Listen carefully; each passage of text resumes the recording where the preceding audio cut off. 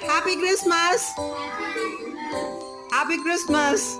இன்னைக்கு biryani, chicken gravy, தயிர் பச்சடி. That's it. 2024 ஆண்டவர் தாமே உங்களே ஆசீர்வதிப்பாராக.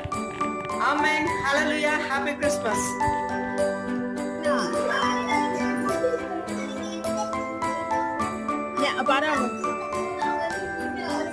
பாடு பாடு